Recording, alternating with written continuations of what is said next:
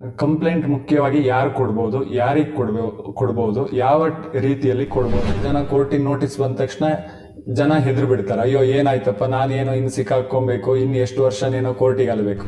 ಆ ಕಂಪ್ಲೇಂಟ್ ಮುಖ್ಯವಾಗಿ ಲಿಖಿತವಾಗಿ ಇರಬೇಕು. ಕೆಲವೊಂದು ಸಂದರ್ಭದಲ್ಲಿ ಕಂಪ್ಲೇಂಟ್ ಕೊಡ್ಲಿಕ್ಕೆ ಬರೋದಿಲ್ಲ. ಆ ಒಂದು ಸಂದರ್ಭ ಯೋಚಿತವಾಗಿ ಪೊಲೀಸರೇ ನಿಗದಿತವಾಗಿ ಅವರು FIR ರಿಜಿಸ್ಟರ್ ಮಾಡಬೇಕು.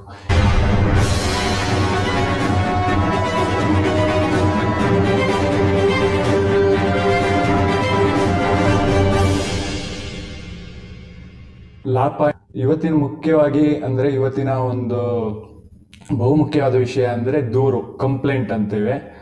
ಕಂಪ್ಲೇಂಟ್ ಮುಖ್ಯವಾಗಿ ಯಾರು ಕೊಡ್ಬೋದು, ಯಾರಿಗೆ ಕೊಡ್ಬೋದು, ಯಾವ ರೀತಿಯಲ್ಲಿ ಕೊಡ್ಬೋದನ್ನ ನಾನು ಮುಖ್ಯವಾಗಿ ತಿಳಿಸ್ಲಿಕ್ಕೆ ಇಷ್ಟಪಡ್ತೇವೆ.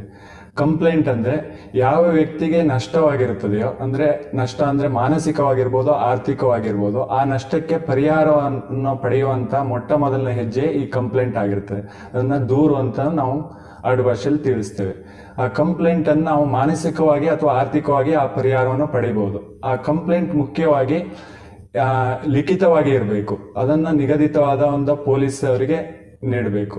ಆ ಕಂಪ್ಲೇಂಟ್ ನಲ್ಲಿ ಮುಖ್ಯವಾಗಿ ಅನಕ್ಷರಸ್ಥನಾಗಿದ್ರೆ ಅವನು ಬೇರೆಯವ್ರ ಮೂಲಕವಾಗಿ ನೀಡಬಹುದು. ಮುಖ್ಯವಾಗಿ ಅಂದ್ರೆ ಆ ಕಂಪ್ಯೂಟರೈಸಿಂದಾಗಿ ಈ ಕಂಪ್ಯೂಟರ್ ಅಲ್ಲಿ ಟೈಪ್ ಮಾಡಿ ಅದನ್ನ ನೀಡಬಹುದು. ಆದ್ರೆ ಅವನ ರುಜು ಅಂದ್ರೆ ಸಹಿ ಬಹುಮುಖ್ಯವಾಗಿ ಇಂಪಾರ್ಟೆಂಟ್ ಆಗಿರುತ್ತದೆ. ಕೆಲವೊಂದು ಸಂದರ್ಭದಲ್ಲಿ ಕಂಪ್ಲೇಂಟ್ ಕೊಡ್ಲಿಕ್ಕೆ ಬರೋದಿಲ್ಲ, ಅಂದ್ರೆ ಆ ವ್ಯಕ್ತಿ ಕೊಡ್ಲಿಕ್ಕೆ ಬರಲ್ಲ. ಒಂದು MEC ಅಂದ್ರೆ MEC ಆಕ್ಸಿಡೆಂಟ್ ಕೇಸ್ಗಳಲ್ಲಿ ಏನಾಗಿರ್ತದೆ, ಅವನಿಗೆ ಇಂಜುರಿ ಆಗಿರ್ತಾನೆ, ಅವನ ಸಂಬಂಧಿಕರು ಕೊಡ್ಬೋದು. ಅದನ್ನು ಹೇಗೆ ಅಂದ್ರೆ ಹತ್ತಿರದ ಒಂದು ಪೊಲೀಸ್ ಠಾಣೆಗೆ ಅವರ ಸಂಬಂಧಿಕರು ತಿಳಿಸಿ, ಆ ನಂತರ ಅವರೇ ಹಾಸ್ಪಿಟಲ್ಗೆ ಬಂದು ಇವನ ಹತ್ರ ಎಲ್ಲ ಮಹಾಜರು ಎಲ್ಲ ಇವ್ರ ಮೂಲಕವಾಗಿ ಅದನ್ನ ಕಂಪ್ಲೇಂಟ್ ಆಗಿ ಅವ್ರು ಪಡ್ಕೊಳ್ಬೋದು. ಆಮೇಲೆ ಕಂಪ್ಲೇಂಟ್ ಅನ್ನ ಈಗ ಎರಡು ರೀತಿಯಾಗಿ ನಾವು ನೀಡಬಹುದು. ಒಬ್ಬ ವ್ಯಕ್ತಿ ಈಗ ಒಂದು ವಸ್ತುವನ್ನು ಈಗ ಬೆಂಗಳೂರಲ್ಲಿ ಯಾವುದೋ ಕಳ್ತನ ಮಾಡಿರ್ತಾನೆ ಅಂದ್ರೆ ಅವನು ಶೃಂಗೇರಿಗೆ ಬಂದು ಅದನ್ನ ಮಾರಾಟ ಮಾಡಿರ್ತಾನೆ. ಕಾಸ್ ಆಫ್ ಆಕ್ಷನ್ ಅಂದ್ರೆ ಆ ಎರಡು ಪ್ಲೇಸ್ ನಲ್ಲಿ ಯಾವ್ದಾದ್ರು ಒಂದು ಪ್ಲೇಸ್ ನಲ್ಲಿ ಕಂಪ್ಲೇಂಟ್ ರಿಜಿಸ್ಟರ್ ಮಾಡಬಹುದು. ಒಂದು ಅವನು ಶೃಂಗೇರಿಯಲ್ಲೂ ಕಂಪ್ಲೇಂಟ್ ರಿಜಿಸ್ಟರ್ ಮಾಡಬಹುದು, ಹೀಗಾಗಿತ್ತು, ಹೀಗೆ ಇಲ್ಲಿ ಮಾರಾಟ ಮಾಡಿದಾನೆ ಅಂತ. ಇಲ್ಲ ಬೆಂಗಳೂರಲ್ಲೂ ಆ ವಸ್ತುವಿನ ಇದ್ರ ಬಗ್ಗೆ ಅಲ್ಲೂ ಕಂಪ್ಲೇಂಟ್ ಕೊಡ್ಬೋದು.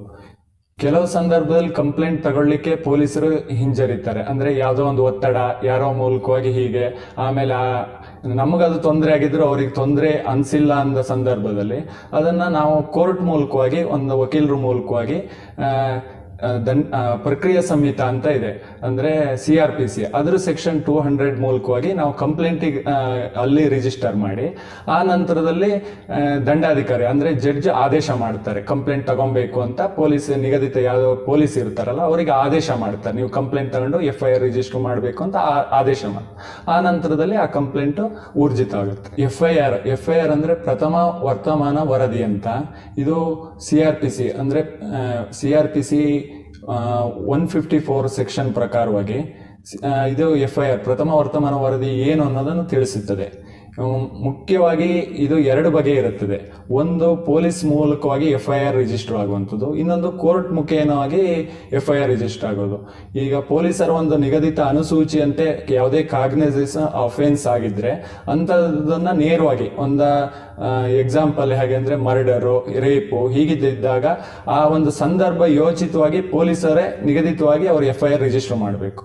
ಕೆಲವೊಂದು ಸಂದರ್ಭದಲ್ಲಿ ಪೊಲೀಸರು ಯಾವುದೋ ಒಂದು ಒತ್ತಡಕ್ಕೆ ಅವರು FIR ರಿಜಿಸ್ಟರ್ ಮಾಡಿಲ್ಲ ಅಂತ ಪಕ್ಷದಲ್ಲಿ ಕೋರ್ಟ್ ಮುಖೇನವಾಗಿ FIR ರಿಜಿಸ್ಟರ್ ಮಾಡಲಿಕ್ಕೆ ಅವಕಾಶ ಇದೆ. ಅಂದ್ರೆ 200 CRPC ಸೆಕ್ಷನ್ ಪ್ರಕಾರವಾಗಿ ನಾವು ಕೋರ್ಟಿಗೆ ಅರ್ಜಿ ಹಾಕಿ ಅಲ್ಲಿ ಮೂಲಕವಾಗಿ ದಂಡಾಧಿಕಾರಿಗಳು ಯಾವ ಜಡ್ಜಿ ಇರ್ತಾರೋ ಅವರು ಒಂದು ಆದೇಶವನ್ನು ನೋಡ್ತಾರೆ, ನಿಗದಿತವಾಗಿ ಈ FIR ಅನ್ನು ರಿಜಿಸ್ಟರ್ ಮಾಡಿ ಅಂತ. FIR ನಲ್ಲಿ ಮುಖ್ಯವಾಗಿ ಅಂದ್ರೆ ಆ ಸಂದರ್ಭವಾಗಿ ನಾವು ಇದು ಯಾಕೆ FIR ಅನ್ನು ಮೊದಲಿಗೆ ರಿಜಿಸ್ಟರ್ ಮಾಡಬೇಕು ಅಂದ್ರೆ ಆ ನಂತರದಲ್ಲಿ ಏನ್ ಘಟನೆ ನಡೆದಿರ್ತದೆ ಅದನ್ನು ತಿರ್ಚುವ ಸಾಧ್ಯತೆ ಇರುತ್ತದೆ. ಆ ಉದ್ದೇಶವಾಗಿ FIR ಆದ ತಕ್ಷಣದಲ್ಲೇ ಯಾವ ಘಟನೆ ಆಗಿರುತ್ತೋ ಆ ತಕ್ಷಣದಲ್ಲೇ ನಾವು FIR ಅನ್ನು ರಿಜಿಸ್ಟರ್ ಮಾಡಿಸ್ಬೇಕಾಗುತ್ತದೆ ಆ ಸಮಯ ಸಂದರ್ಭದಲ್ಲಿ.